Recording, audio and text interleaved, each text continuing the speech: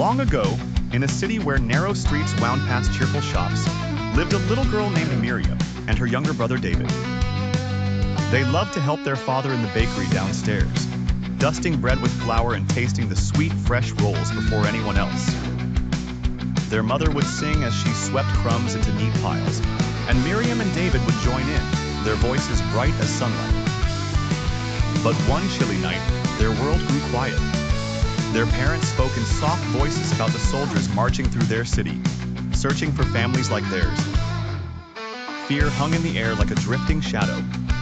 Miriam felt her mother's arms wrap around her. That night, their kind neighbor Mrs. Lint came to help. She moved silently up the stairs, carrying old coats and a basket of bread. Holding hands, Miriam and David tiptoed with their parents through a dark hallway and into a hidden attic above the shop next door. The attic was not much bigger than their bakery storeroom, just big enough for a mattress, 2 little chairs, and a small shelf for supplies. The ceiling sloped low, and there was only one window. But to Miriam, the dim space felt safe, wrapped in warmth like a blanket. "This is our secret home now," whispered Mother. They covered the window with a patchwork scarf and arranged the coats along the cold walls. "We must be as quiet as mice." Days became long and slow. Miriam and David sat side by side, whispering stories or making silent shadow puppets on the wall. Their laughter was hidden smiles.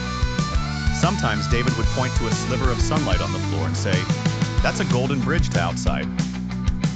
Food was just enough to fill their bellies. A bite of bread, sometimes a bowl of soup brought by Mrs. Lint. At night, Father told stories of Jewish heroes who faced enormous giants but never lost hope. Mother's lullabies, softer than moth wings, hovered in the darkness until Miriam and David drifted into dreams. Miriam missed chasing her friends in the bakery's warmth, and David longed for colorful marbles and running barefoot in the grass. But together, they found tiny adventures, watching dust swirl in beams of light, counting footsteps from the world below, and inventing games where hope always won in the end. Sometimes, a neighbor would bring a newspaper or a letter, tapping 4 times so they would know it was safe. These helpers, Miriam learned, were like lanterns in the night, their kindness glowing when all else felt cold. On her birthday, Mother placed a crumb of cake on a napkin and whispered, "Make a wish." Miriam closed her eyes and wished for the world to become gentle again, so no one would have to hide. Many months passed. One morning, after the sun had followed shadows for a very long time, people outside began to shout and cheer.